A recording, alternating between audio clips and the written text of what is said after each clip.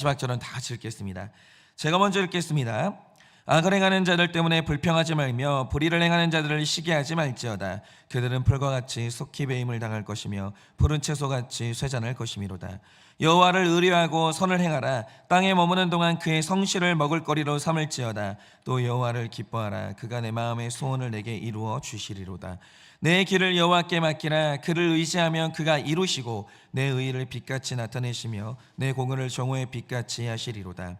여호와 앞에 잠잠하고 참고 기다리라. 자기 길이 형통하며 악한 꾀를 이루는 자 때문에 불평하지 말지어다. 분을 그치고 노를 버리며 불평하지 말라. 오히려 악을 만들 뿐이라. 진실로 악을 행하는 자들은 끊어질 것이나 여호와를 소망하는 자들은 땅을 차지하리로다. 잠시 후에는 악인이 없어지리니 내가 그곳을 자세히 살필지라도 없으리로다. 그러나 온유한 자들은 땅을 차지하며 풍성한 화평으로 즐거워하리로다. 악인이 의인치기를 꾀하고 그를 향하여 그의 일을 가는도다. 그러나 주께서 그를 비웃으시리니 그의 날이 다가옴을 보심이로다. 악인이 칼을 빼고 활을 당겨 가난하고 궁핍한 자를 엎드러뜨리며 행위가 정직한 자를 죽이고자 하나 그들의 칼은 오히려 그들의 양심을 찌르고 그들의 활은 부러지리로다. 의인의 적은 소유가 악인의 풍부함보다 낫도다. 악인의 팔은 부러지나 의인은 여호와께서 붙드시는도다. 여호와께서 온전한 자의 날을 아시나니 그들의 기업은 영원하리로다. 그들은 환난 때에 부끄러움을 당하지 아니하며 기근의 날에도 풍족할 것이나. 다 같이 읽겠습니다. 악인들은 멸망하고 여호와의 원수들은 어린 양의 기름같이 타서 연기가 되어 없어지리로다. 아멘. 네, 목사님 나오셔서 말씀 전하실 때 큰 은혜 받으시기 바랍니다.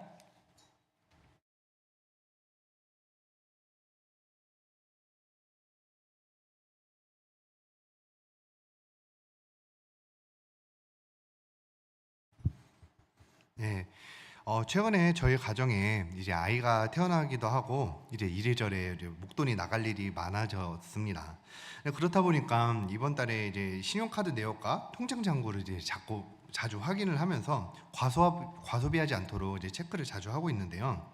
그런데 아무리 주의를 한다고 하더라도 이번 달 생활비는 점점 늘어가고만 있고, 그리고 제가 부업으로 벌어들이고 있는 수입은 특히나 이번 달에 굉장히 힘든 시기를 지금 맞이하고 있는 상황이거든요. 그래서 아직은 엄청나게 급박한 상황까지는 아니지만 그래도 신용카드 내역과 통장 잔고를 볼 때마다 걱정이 점점 쌓여가고만 있고 자꾸만 이런 생각이 드는 거예요. 나는 왜 이런 삶을 살고 있을까? 아니, 언제쯤 나는 이 빚을 다 갚을 수 있을 것이고, 그리고 돈에 대한 걱정에서 자유롭지 못한 이 모습에서 언제쯤 벗어날 수 있을까? 그러니까 이런 생각과 함께 이런저런 고민을 하고 있는 저 자신에 대한 스트레스도 또 계속해서 되는 거예요. 차라리 제가 돈 걱정이 아예 안 들 정도로 처음부터 돈이 많은 사람이었다고 하면 얼마나 좋을까? 이런 생각이 들었는데요. 여러분들도 아마 이런 생각을 해보신 적이 있었을 것 같습니다. 아마 한 번쯤은 해보신 적이 있었겠죠. 근데 저도 마찬가지로 똑같이 이런 망상에 빠지기 시작하는 건데요. TV를 보거나 유튜브를 보고 있으면 재벌로 태어난 분도 있고요. 또 돈벼락을 맞아서 돈 걱정 없이 자기의 마음껏 하고 싶은 대로 그렇게 사는 분들이 굉장히 많아 보이는데, 나는 그 정도 돈까지는 이제 바라지도 않으니까 그저 빚만 없고 한 달 한 달 생활비만 아무 걱정 없이 꼬박꼬박 잘 들어오기만 했으면 좋겠는 거예요. 생각이 여기까지 미치니까 물질의 축복이 무조건 좋은 것이 아니라는 것을 알면서도 마음껏 물질로 죄를 짓기도 하고 하나님이 없이 사는 저들을 보면서 부러워하는 마음이 이제 들기 시작하는 겁니다. 우리는 하나님을 믿지 않는 자들 혹은 불의를 행하는 자들을 보면서도 우리는 질투를 하기도 하는데요. 그러면 오늘 하나님께서는 이런 우리에게 어떤 말씀을 함께 하시는지 함께 보도록 하겠습니다. 먼저 오늘 본문 말씀 1절입니다. 악을 행하는 자들 때문에 불평하지 말며 불의를 행하는 자들을 시기하지 말지어다. 자, 뭐라고 하십니까?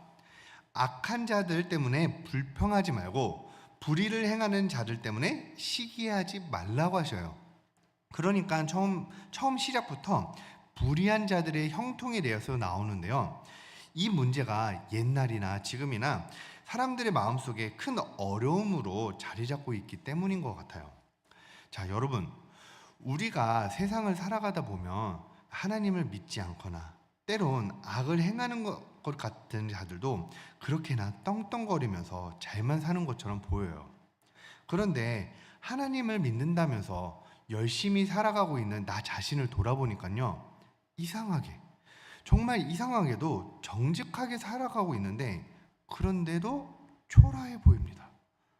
하라는 대로 했고, 아니 나는 시키는 대로 했는데, 나는 하나님을 믿는데 저들은 오히려 하나님을 믿지 않고 오히려 하나님 앞에서 악을 행한다고 하는데, 이렇게 악인의 형통을 보면서 마음에 오히려 저들은 하나님 앞에서 악을 행한다고 하는데 떵떵거리고 사는 게 내가 되어야 된다는 게 아니나, 그게 떵떵거리고 사는 게 그게 내가 되어야 된다는 게 아니냐는 거예요. 이렇게 악인의 형통을 보면서 마음이 흔들린다는 거죠. 이렇게 흔들릴 수 있는 우리에게 어떻게 해야 되는지 정답이 바로 이어져서 나오는데요.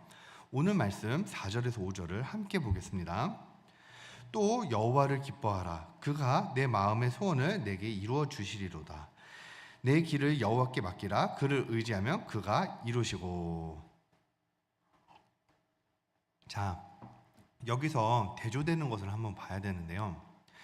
여호와를 기뻐하래요. 그러면 우리 마음의 소원을 이루어 주신대요. 그리고 또 이어서 한번 보겠습니다. 우리 길을 여호와께 맡기래요. 그러면 하나님이 이루어 주신대요. 그러니까 불의한 자들의 형통을 불허할 필요가 없어. 너희들의 소원도 이루어 줄 거고 너희들의 길도 열어 줄 거야. 걱정할 거 하나도 없어. 이렇게 말씀하시는 거예요. 그런데 단 조건이 하나 붙습니다. 그게 뭐냐? 여호와를 기뻐하고 우리 길을 여호와께 맡기래요. 그러니까 이게 무슨 말이에요?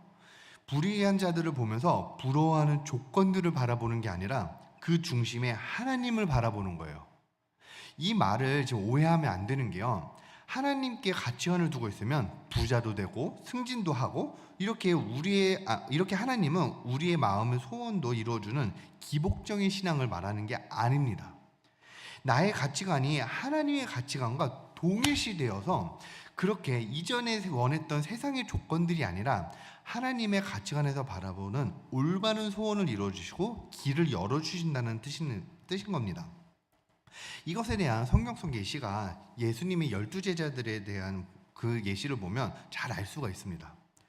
예수님의 제자들은 예수님과 동거동락을 하면서 이제 함께 사역하고 또 그렇게 최선을 다했었어요. 그런데 이들의 열심이 정말 순수하기만 했었는가? 근데 그건 아니었었다라는 거죠. 당시만 해도 제자들은 예수님을 군사적인 메시아, 가난에서 구원할 메시아, 또 나를 잘나게 만들어줄 메시아, 이렇게 모양만 다를 뿐 자기가 원하는 메시아로 예수님을 따르고 있었습니다. 특히나 로마로부터 이스라엘을 구원해낸다고 하면 지금부터 예수님을 잘 따르고 있던 자신은 이스라엘이 재건이 되었을 때 얼마나 높은 자리에 앉을 수 있을지 이걸 바라보고 있었거든요. 그래서 예수님과 함께 했던 그 최후의 만찬이 있었던 이후에 제자들이 서로 어떤 행동을 했었는지 아세요? 누가복음 22장 24절을 함께 보겠습니다. 또 그들 사이에 그중 누가 크냐 하는 다툼이 난지라. 자, 예수님 다음으로 누가 더 높은 사람인지, 누가 더 높냐 하면서 싸우고 있는 거예요. 지금 예수님은 떡과 포도주로 지금 새 언약을 주시고 누군가가 자신을 팔 것이라고 경고도 주시고요, 앞으로 일어날 일을 예비하시고 그렇게 하고 계시는데요, 제자들의 가치관에는 오로지 훗날에 누가 더 높은 자리에 앉을지 그게 가장 중요한 거고 그것만 보이는 거예요. 예수님이 어떤 말을 하셨더라도 이들 가운데 가장 중요하게 여겨지는 건 누가 제일 높은가, 이게 제일 중요한 것이고, 그래서 서로 싸울 수밖에 없는 것입니다. 그래서 이들의 결론이 어떻게 되었나요?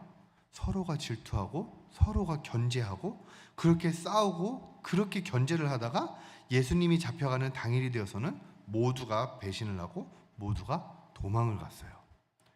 그리고 시간이 흘러서 예수님이 재림을 하시고 승천을 하셨습니다. 많은 사람들이 모여 있는데 그 어느 누구도 첫 마디를 떼기 전에 베드로가 가장 먼저 이야기를 떼기 시작합니다. 사도행전 1장 16절입니다. 형제들아, 성령이 다윗의 입을 통하여 예수 잡는 자들의 길잡이가 된 유다를 가리켜 미리 말씀하신 성경이 응하였으니 마땅하도다. 자, 지금 마가의 다락방에 모여서 있는 사람들이, 이제 제자들 포함한 많은 사람들이 모여 있습니다. 거기서 베드로가 지금 이 말을 하고 있는 거예요. 그런데 지금 이 말이요, 2000년의 시간이 지난 지금 우리가 이 글을 통해 가지고 보고 있으니까 실감이 안 나서 그렇지, 한번 잘 생각해 보세요. 유다의 행동으로 인해 말씀하신 성경이 응답되었대요. 지금 배신자 유다의 행동으로 인해 말씀하신 성경이 이루어졌다고 하는데요. 이 배신자의 행동에 대해 이야기하는 걸요, 지금 누가 이야기하고 있어요? 베드로가 이야기하고 있어요. 그러면 여러분, 하나 묻겠습니다. 예수를 배신했던 배신자는 유다만 있습니까? 예수를 배신했던 건 유다만 배신했습니까? 아니죠. 베드로도 배신했어요. 그런데 배신자 베드로가 배신자 유다에 관해 이야기하면서 성경이 응하였다, 이렇게 이야기하는 거예요. 지금 이게 얼마나 당황스러운 행동이에요. 만약에 이 이야기를 한 사람이 자리를 끝까지 지켰었던 제자 요한이었다고 한다고 하면 그나마 이해가 갔을 거예요. 그런데 똑같은 배신자 신분인 배신자 베드로가 이야기하는 겁니다. 그런데 이 자리에 앉아있던 사람들이 이 이야기를 듣고서 어떤 행동을 취하는지 아십니까? 조금 전까지 누가 더 높냐 아니냐 서로를 견제하고 그렇게 싸웠던 제자들과 사람들이요, 그 누구도 베드로의 말에 반박하지 않아요. 오히려 베드로를 수석 사도로 인정하고 기도하며 제비를 뽑아 새로운 사도를 선정하고 예수님께서 말씀하신 복음을 전하는 데 힘쓰도록 힘을 모읍니다. 서로가 완전히 하나가 되어서 복음을 전하는 데만 하나의 가치관으로 나아가게 되었어요. 그리고 정말 폭발적인 성령의 역사가 일어나며 복음이 전파가 됩니다. 여러분, 바로 이거예요. 지금 제자들이요, 그동안 그토록 바라던 높은 자리에 앉게 되었나요? 아니죠. 그동안 그토록 바라던 서로를 견제하면서까지 상대방을 꺾어가면서 높은 권력을 차지하게 되었나요? 아니죠. 그런데 이들이 원하는 마음의 소원은 이루어졌어요. 그리고 이들에게 시시때때로 일어나던 다툼도 없어지게 되었습니다. 왜 그러겠어요? 이들의 가치관이 하나님의 가치관과 동일하게 되었기 때문입니다. 이들의 가치관이 세상의 가치관에서 하나님의 가치관으로 옮겨져 왔기 때문이에요. 이제는 하나님의 가치관과 동일한 가치관으로 옮겨왔기 때문에 이제는 하나님께서 그냥 두지 않으시는 겁니다. 하나님은 세상의 가치관이 아닌 하나님의 가치관으로 살아가는 그 마음의 소원을 반드시 이루어 주신다는 말씀입니다. 저 같은 경우도 마찬가지예요. 설교를 시작하면서 제가 부럽다고 했었던 TV나 유튜브에서 봤던 벼락부자가 되고 또 재벌집에서 태어난 사람들이요, 제가 이 사람들을 부러워하게 만드는 것은 더 이상 돈 걱정 없게 만드는 그 부유함인 것 같은데요. 근데 실상은 사실은 그게 아니라는 거죠. 제가 이 사람들을 부러워하게 만드는 것은 제 중심에 하나님의 부재가, 그게 핵심이었던 거예요. 제가 이번 달에 제 머릿속에 계속해서 통장이 빵꾸 나면 어떡하지 하는 그 불안함과 그 생각과 돈 하는 그 걱정이 계속해서 머릿속을 가득 채웠었거든요. 그런데 몇 주 전에 이제 그 특별 새벽기도 시간에 말씀을 듣는데요, 그리스도의 상에 대해서 말씀을 듣는데요, 우리가 진짜 가치 있게 바라봐야 되는 것이 이 세상의 것이 아니라 하늘의 상이라는 그것을 우리가 함께 배우지 않았습니까? 이것을 듣고 배우면서 깨지기 시작하는 거예요. 돈이요? 지금도 여전히 없어요. 여전히 통장은요 간당간당하고요, 여전히 돈은 최선을 다해서 아껴 써야 돼요. 그런데 이제는 통장을 수시로 확인하고 불안과 걱정에 시달리는 것이 아니라 하나님을 바라보면서 자유해지기 시작하는 거예요. 돈이 아니라 내게 주어진 사명을 어떻게 감당해야 하는지, 이것에 더 집중하게 되고 어떻게 더 잘 감당할 수 있는지 고민하게 되는 겁니다. 여러분, 바로 이겁니다.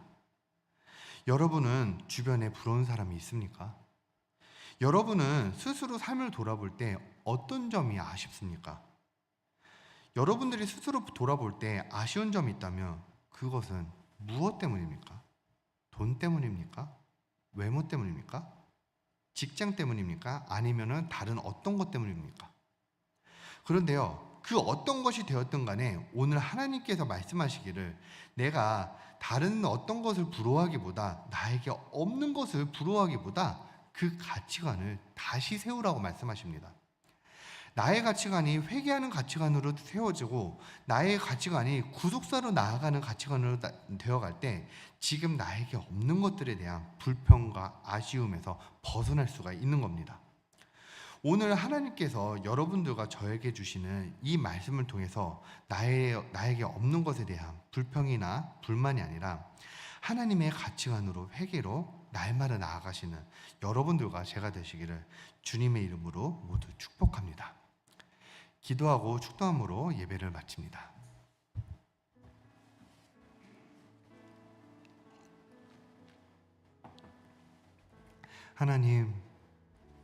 하나님 앞에서 날마다 불평하고 불만하고 또 남들을 보면서 부러워하는 그런 삶을 너무 많이 살아왔습니다.